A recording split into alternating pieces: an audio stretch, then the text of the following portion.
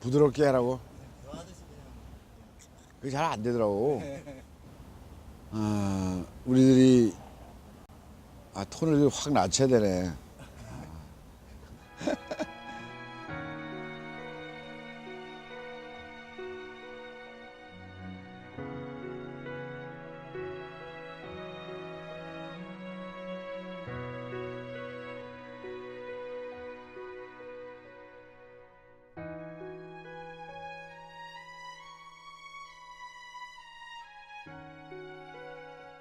쉽지 않은 선택이에요. 이 철탑이라는 것이 올라가면 성과가 없으면 내려올 수 힘든 거잖아요.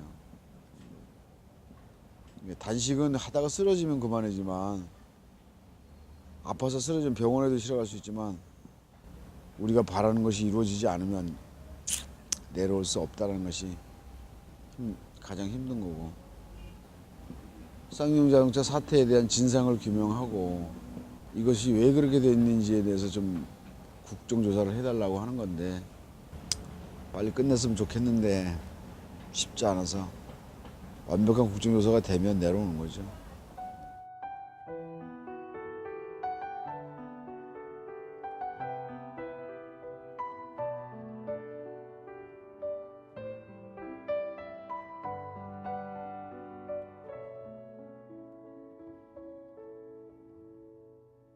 명절이 오면 가장 싫어 해고잖아. 지난 추석 명절 때도 여기에 안 가고 있었어요.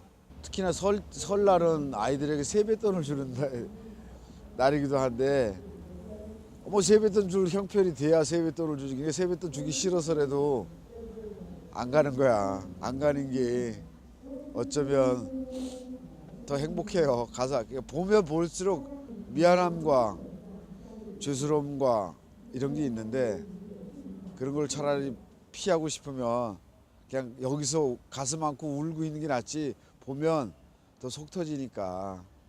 명절은 정말로 고통스러운 시간들이에요. 저는 남아야 될 것 같아요. 철탑에 가서 설날을 보내야 되지 않을까.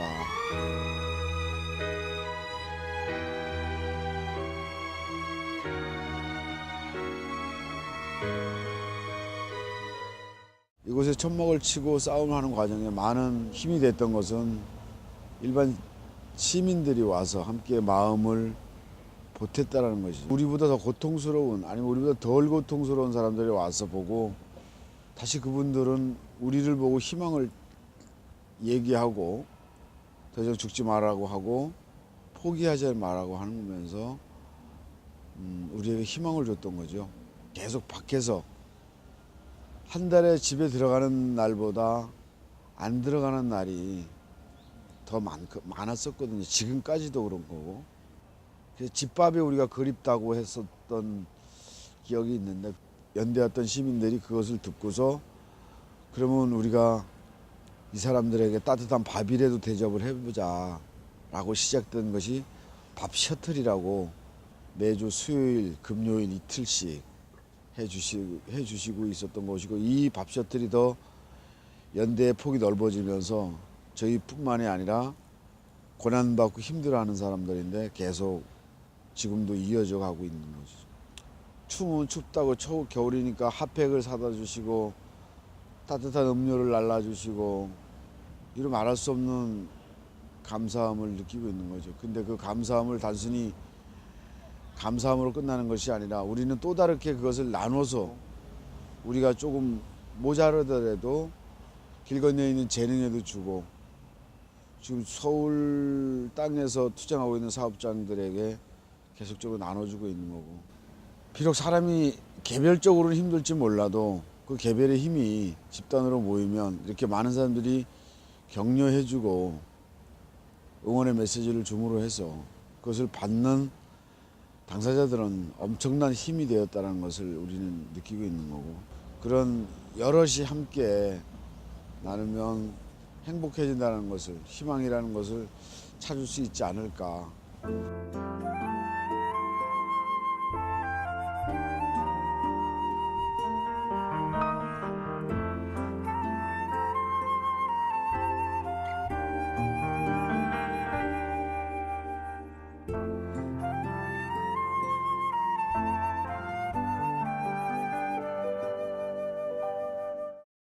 최종의 투쟁 날짜가 1895일이 됩니다. 1000일이 됐을 때 기억이 제가 유명자 지부장님들에게 1895일까지는 가지 않겠지? 라고 우스갯소리로 얘기를 했었습니다. 근데 1895일이 조만간입니다. 재능동지들이 1895일을 넘기지 않고서 정리됐으면 좋겠다는 것이 기본적 희망사항이고 소망인데 하루하루를 견디는 모습을 멀리서 지켜보고 있습니다. 멀리도 아닌 코앞에서 지켜보는 건데 안타깝기로 말할 수 없지만 그래도 투쟁하는 동지로서 특별하게 나는 할 수 있는 말이 재능 동지들 보고 힘내고 승리할 때까지 싸워 이렇게만 얘기한다는 것은 너무 건조한 것 같아요. 빨리 싸움 끝내고 시집들 가라고. 그리고 남편인데 사랑도 좀 받을 사람 아내가 되고 아이들 손잡고 놀이공원도 가야 되고 결혼해서 저도 왜 우리도 축하를 해줄 수 있고 축하받고 유영재 지부장님, 오수영 사무장님, 여민희 동지, 이현숙 동지, 생각 안 나. 어떡해. 강종숙 위원장님 빨리 끝내세요. 두끼 동지도 또 이름 안 부르다고 또 서운해할라. 어떻게 기억력이 떨어진다고. 우리 모두가 희망입니다. 재능이 끝나야 쌍차도 정리됩니다. 부탁합니다. 힘내시고 시집 갑시다. 우리 시집 가는 거 좀 구경 좀 합시다. 재능이 다시 한번 얘기합니다. 1895일 전에 끝나고 일상의 가정으로 돌아가서 우리도 힘받고 그렇게 살 수 있도록 합시다. 안타까워 미치겠어요. 밤이면 나도 잠 못 자서 건너편에 보면 불빛조차 보이지 않는 당신의 천막에서 나는 무엇을 느낄까요? 적막하기 그지없는 재능 텐트촌 답답합니다. 힘냅시다. 재능 승리를 위해서 뿌꾸뿌꾸. 그거 뭐야? 귀여운 이런 애 그런 그런 거 거야? 아니야? 뿌잉뿌잉을 잘못 말씀하시는 것 같아요. 그쵸. 아 뿌잉뿌잉 그거? 근데 뽀뽀 어떻게 다시 킬지. 단식물증이 정말. 아, 나 어떻게 눈물 날 것 같아. 내 목소리만 들어도 짠. 뭐 김정호 지부장님이 뭐지 하는 얘기 평상시에도 맨날 손을 꼭 붙들고 하시는 얘기니까 가까이 사니까 좋다 이런 생각했어요. 쌍차가 우리를 먼저 찍어주다니. 나 이거 보면 슬퍼. 왜? 짠해 쌍차 동지들. 싸우는 투쟁하는 동지들은 다 같은 마음인가. 같은 투쟁 사업장에서도 많이 안타까워하시는 것 같아요. 특히 이제 쌍차 동지들이 대한문으로 옮겨오시면서 그나마 재능이 더 이렇게 좀 조명이 안 되고 더 이렇게 묻힐까봐 되게 쌍차 동지들이 되게 미안해하시거든요. 그런 게 있죠.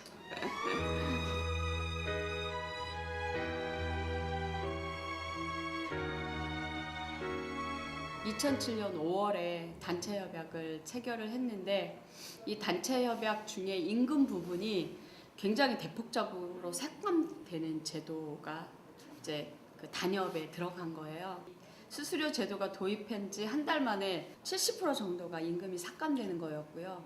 평균 2~30만 원 전달과 똑같이 일했는데 선배 교사는 근속연수가 10년이 넘었는데 이 교사가 100만 원이 깎였어요.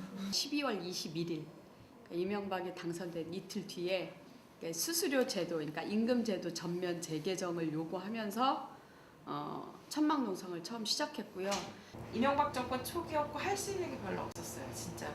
그러니까 경찰애들 지키고 있고 참 투쟁이 이렇게 농성을 하는 게 지루하다 이렇게 생각하는 저녁이면 회사 애들이 우르르 몰려와서 농성장을 막 때려 부셔요. 크리스마스 밤에 이브날 밤에 와서 천막을 막 뜯고 막 이러거든요. 그럴 때 좌절감을 느낀다기보다는 다시 한번 싸워야겠다라는 생각을 더 많이 한다고.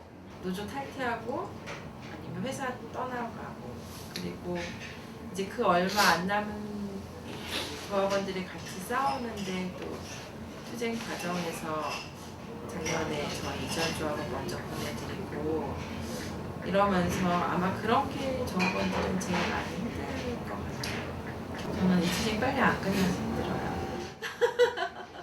지치고 힘든 일들이 많아요. 지친 사람끼리 모여 있으면 이게 업이 되는 게 아니라 더 가라앉는데 이렇게 농성장에 찾아와 주시는 동지들 그리고 저녁 때 집회할 때마다 오시는 동지들 보면 기운을 저희가 막 받죠.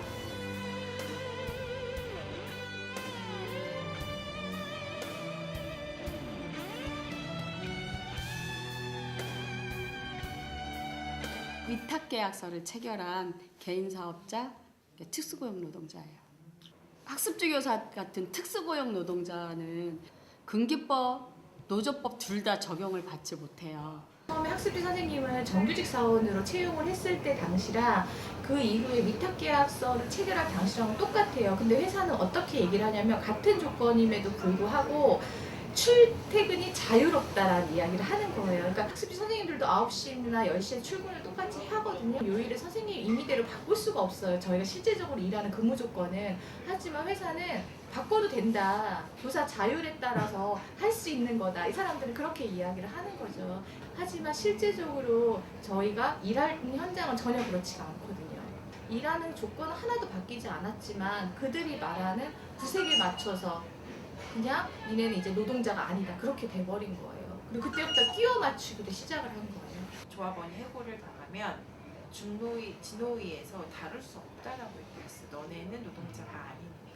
대상이 아니라는 거예요. 부당노동 행위를 또는 부당해고를 다룰 대상이 아니. 너희는 사장님인데 왜 노동부에 와서 진정을 넣냐 이렇게 얘기하는 거예요. 학부모들로 받는 회비들이 다 재능교육으로 바로 들어가거든요. 저희를 거쳐 들어가지도 않아요. 재능교육으로 바로 입금이 되고 저희가 재능교육에서 급여를 받는 거잖아요. 급여도 재능교육 급여 이렇게 찍히거든요. 네, 급여라고 지금. 네. 요즘은 모르겠다. 잘려서. 노동자가 아니라고 하는 이유는 단 한 가지밖에 없는 것 같아요. 학습지 자본이 돈 많이 벌려고 노동자로서의 모든 권리를 박탈했기 때문에 노동자가 아닌 거죠.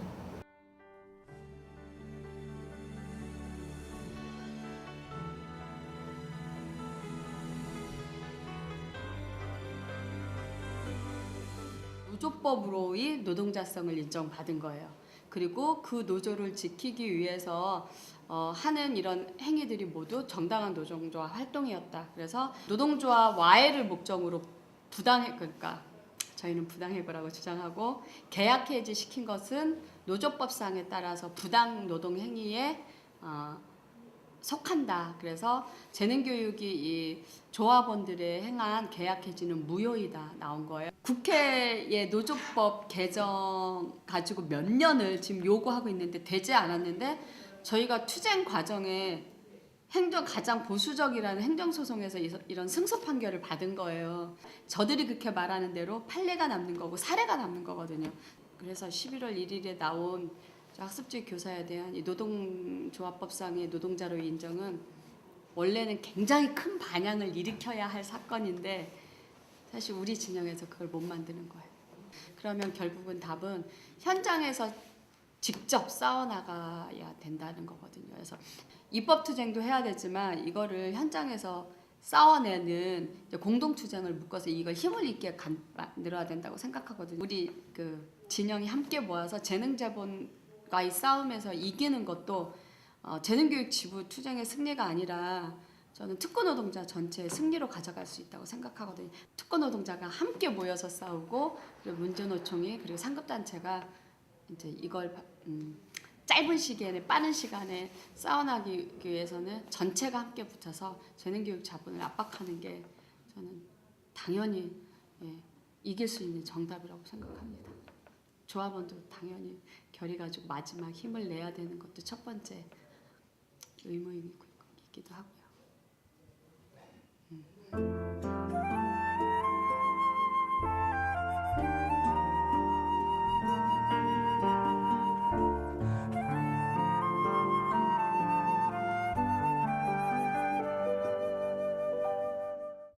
우리 인천 부평에 동지들이 있어요. 그 폐허된 그런 공장에서 천막 치고 그렇게 싸운 지도 2년 가까이 돼요. 철탑 농성, 단식 농성 다 했던 동지들이요. 해도 안 되니까 나중에 할 게 없어요. 그 힘든 와중에도 한 번도 빠지지 않고 이렇게 참여하고 하는 모습 보면서 사실 많이 배워요. 힘내세요, 형님들.